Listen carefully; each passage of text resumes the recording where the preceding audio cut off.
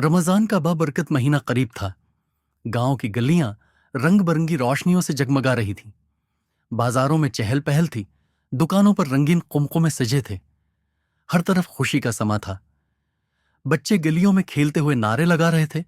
लोग खजूरें और इफ्तारी का सामान खरीद रहे थे। सेहरी का वक्त था। माँ ने मोहब्बत से खाने की तैयारी की। अबू ने सबको आवाज दी।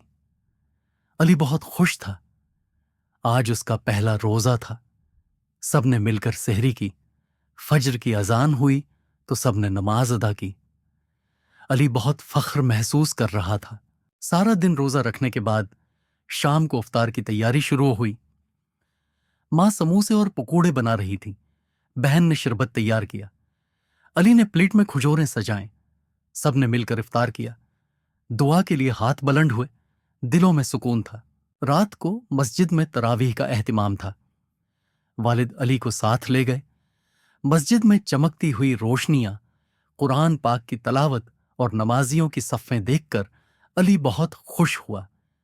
उसने भी बाप के साथ तरावीह पढ़ी। रमजान के आखिरी दिन करीब आ रहे थे। सब ज्यादा इबादत में मसरूफ थे। मां शब कदर के लिए जाग रही थीं। वालिद एतिकाफ में बैठे थे। अली भी नेक कामों में बढ़ चढ़कर हिस्सा ले रहा था। सबको रोजे की बरकतें महसूस हो रही थीं।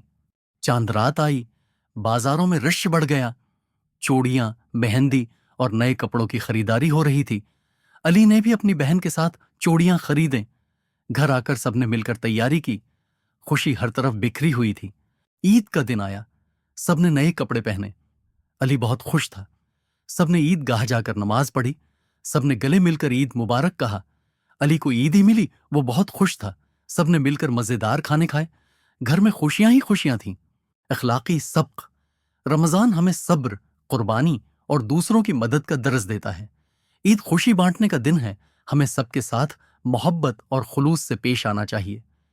ये कहानी रमजान की बरकतों और ईद की खुशियों को खूबसूरत अंदाज में पेश करती है, जो बच्चों और बड़ों दोनों के लिए सबक आमोज है।